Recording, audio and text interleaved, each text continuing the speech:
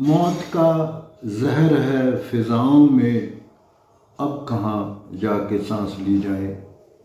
राहत इंदौरी ने अपना वायु प्रदूषण पर जो उनका दर्द है उन्होंने इन पंक्तियों में जाहिर की है।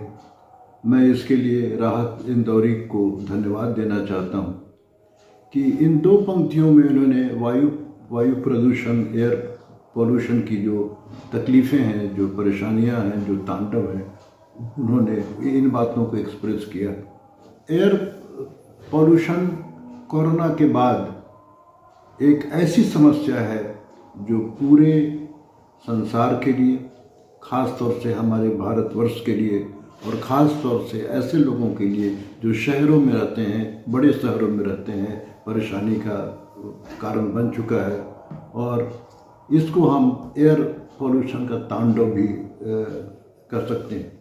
अभी कुछ ही वर्ष पहले हम लोग कोरोना की परेशानी को भूले नहीं कि एक दूसरी परेशानी हमारे सर पे आ गई है, और इसके लिए हमारी सरकारें भी कुछ कोशिश कर रही हैं, कुछ हमें भी अपने स्तर से उसमें योगदान देना पड़ेगा। तो आइए सबसे पहले हम बात करते हैं कि इस वायु प्रदूषण का सोर्सेस क्या है, क्या स्रोत है, कहाँ से ये वायु प्रदूषण आ रहा है। वायु प्रदूषण के जो सबसे कॉमन सोर्सेज हैं वो हैं कल कारखानों से निकलते हुए प्रदूषण, धुएं, हमारी गाड़ियों से, कार, मोटरसाइकिल, ट्रकों और बसों से निकलते हुए धुएं और प्रदूषण, कचरा प्रबंधन के अलावे कचरों को आग में जलाने की परंपरा, पराली खेतों में जलाने की परंपरा, ज़्यादा धूल हमारे वातावरण में, बिजली जहाँ पैदा होते हैं, जनरेट होते हैं, उसमें कोयले का ज़्यादा से ज़्यादा इस्तेमाल, और जो निर्माण कार्य होते हैं, मकानें बनते हैं, मल्टी स्टोरीड हाउसेस बनती हैं, उसमें भी उनका भी योगदान पॉल्यूशन में ज़्यादा होता है। मकान जो लोग तोड़ते हैं, तोड़ के फिर से उस जगह पर कुछ और लोग बनाते हैं, ये भी पॉल्यूशन का एक इम्पॉर्टेंट कारण है। तेल की रिफाइनरी में भी काफ़ी पॉल्यूशन जनरेट होता है। हवाई जहाज़ें जो उड़ती हैं उनसे भी पॉल्यूशन काफ़ी जनरेट होता है। और इसके अलावा जो नेचुरल सोर्स की बात करें तो जंगल की आग और ज्वालामुखी का फटना भी एक इम्पॉर्टेंट कारण है। हालांकि ऐसी आपदाएं कभी कभार होती हैं।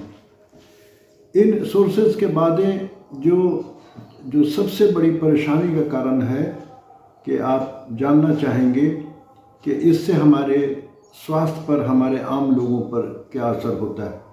तो इससे सबसे ज़्यादा परेशानी हमारे छोटे बच्चों को हो रही है, नवजात शिशुओं को हो रही है, महिलाओं को हो रही है, और जो हमारे परिवार में अपने बुजुर्ग हैं उनको ज़्यादा परेशानी झेलनी पड़ती है। मेट्रोपॉलिटन सिटी के अस्पतालों की बात करें तो वहाँ पर सांस की रोगियों की संख्या, खांसी का नहीं छूटना, सांस फूलना, निमोनिया जैसे केस, हार्ट अटैक, लकवा, कैंसर जैसी बीमारी, स्किन की बीमारी और न्यूरोलॉजी की अपनी बीमारी, मस्तिष्क का कम विकसित होना, और यहाँ तक जो हमारी गर्भवती माताएं हैं जो गर्भ धारण करती हैं उनके भी होने वाले बच्चों पर इस एयर पोल्यूशन का बहुत ख़राब असर हो रहा है। तो इन सब परेशानियों से बचने के लिए सरकार का जो दायित्व है, सरकार अपने स्तर से जो अपना करती हैं वो करें, लेकिन हमें भी अपना दायित्व का निर्वाह करना पड़ेगा। हमें अपनी रक्षा करनी पड़ेगी, हमारे बच्चों, महिलाओं, बुजुर्गों की रक्षा पड़ने के लिए। तो उनके लिए हम क्या करें, यही हमारे आज पॉडकास्ट का विषय है कि हम अपने परिवार के बच्चों का और अन्य लोगों की रक्षा कैसे करें। तो आइए इसमें सबसे पहले हम बात करते हैं कि जो छोटे बच्चे और नवजात शिशु हैं उनके लिए हम क्या करें।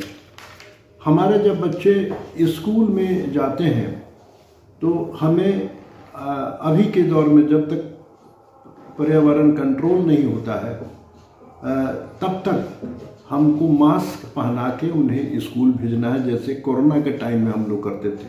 इससे पार्टिकुलेट मैटर जो छोटे छोटे कण वायु में होते हैं, पॉल्यूएंट्स, उससे उनकी रक्षा होगी। और वो भरपूर पानी पी के, पेट भर पानी पी के घर से निकले और साथ में पानी भी लेके, हाइड्रेट होने से, समुचित मात्रा में शरीर में पानी रहने से देखा गया है कि पर्यावरण का असर कम होता है। और कभी भी उनको थोड़ी सी खांसी या सांस की तकलीफ हो तो अपने डॉक्टर से उसकी राय अवश्य लें। अब आइए बात करते हैं कि घरों के अंदर हम क्या करें। घरों के अंदर में ख़ास तौर से पिक आवर में 9 बजे से लेके 5-6 बजे शाम तक अपने घर की खिड़कियों को, जाली को ठीक से बंद करके रखें, ताकि बाहर का पर्यावरण और पॉल्यूशन का असर आपके घरों पर कम से कम हो। सफाई करते समय इस बात का ध्यान रखें कि धूल उड़े नहीं। वैक्यूम क्लीनर से अगर आप साफ़ करते हैं तो धूल के कण आपके घरों में, कमरों में नहीं उड़ेगी। और ख़ास तौर से अगर आप एयर प्यूरीफायर घर में लगाते हैं तो और भी अच्छी बात है। एयर प्यूरीफायर से आपके घर के जो वायु हैं वो बाहर निकाल के फेंकेगा और अशुद्ध वायु बाहर में जाएगा और शुद्ध वायु आपके घर में रहेंगे। और इसके अलावा सबसे महत्वपूर्ण है कि जो भी खाना बनाने की जो चीज़ है, अगर गैस पर खाना बनता है, बिजली पर खाना बनता है तो ठीक है। घरों में लकड़ी का, कोयले का, मिट्टी तेल का, पुआल का इस्तेमाल खाना बनाने में या अन्य कामों में ना करें, इससे पॉल्यूशन जनरेट होता है।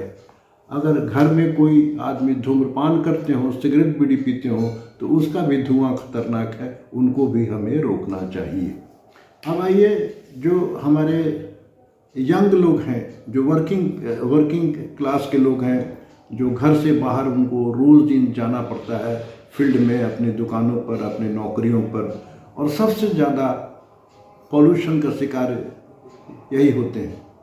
तो इसमें पहली है सलाह कि अगर बहुत ज़्यादा दूरी पर ऑफिस या आपकी दुकान नहीं हो तो पैदल घर से जाएं या साइकिल से जाएं।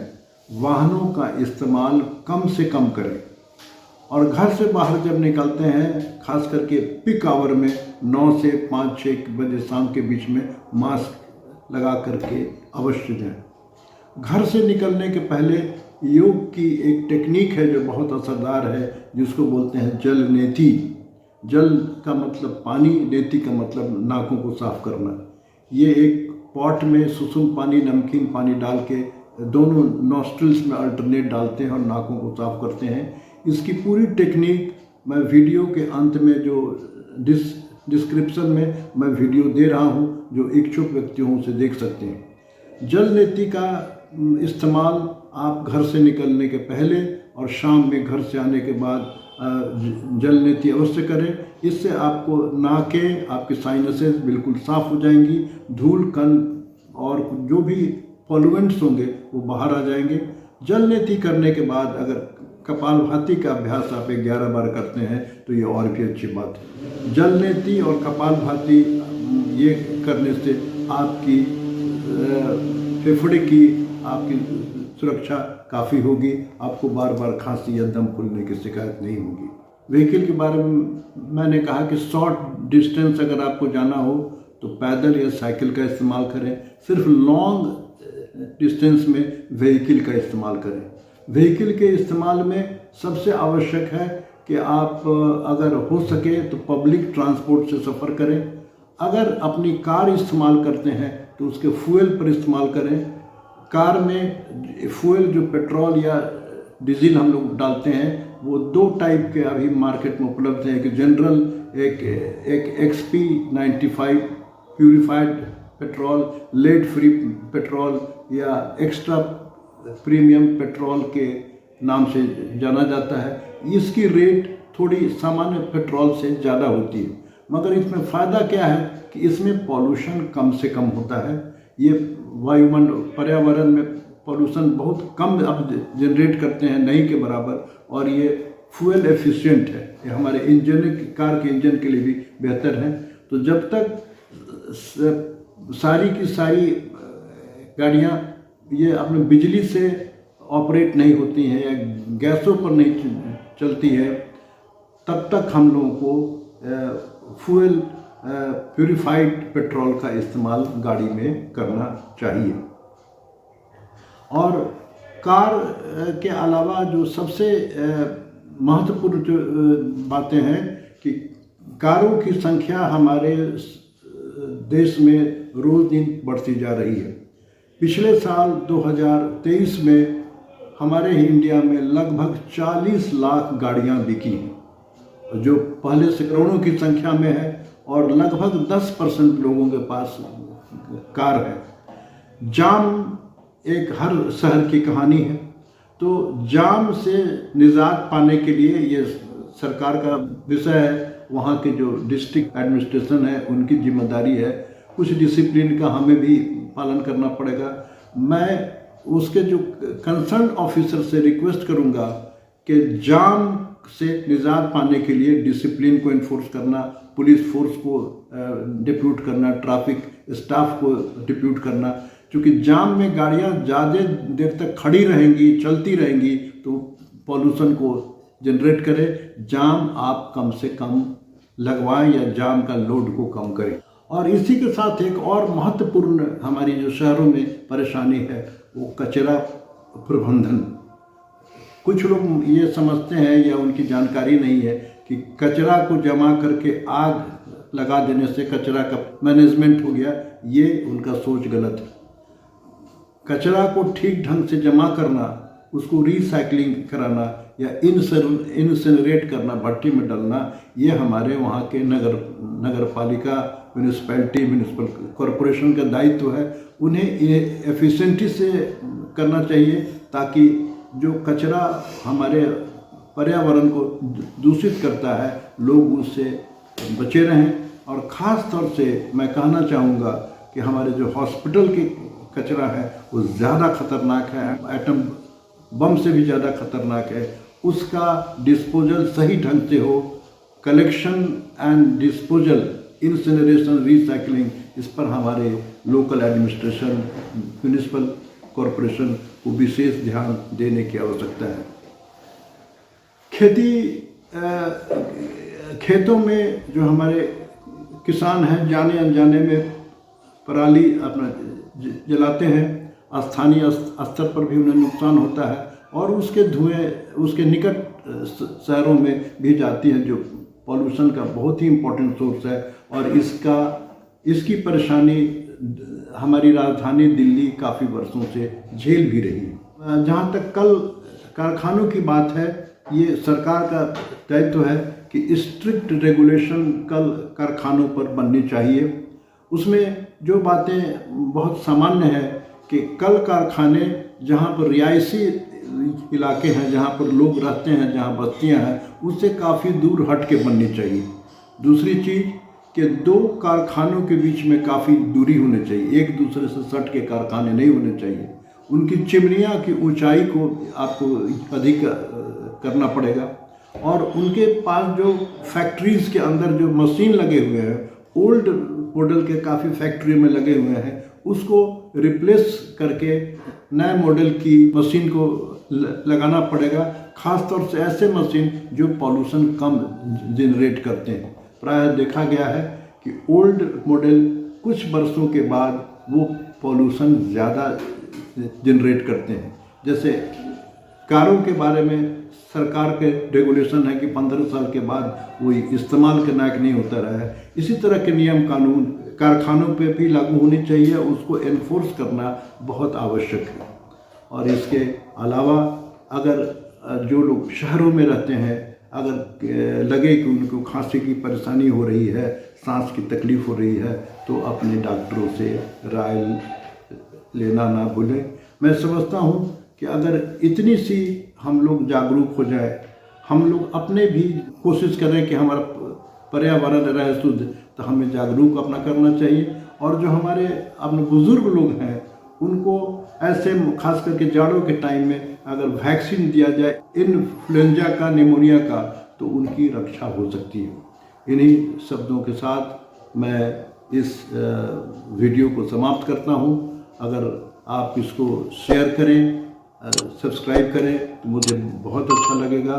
Thank you very much. आज की ये बहुत ही गंभीर समस्या है, इसको कृपया ध्यान दें।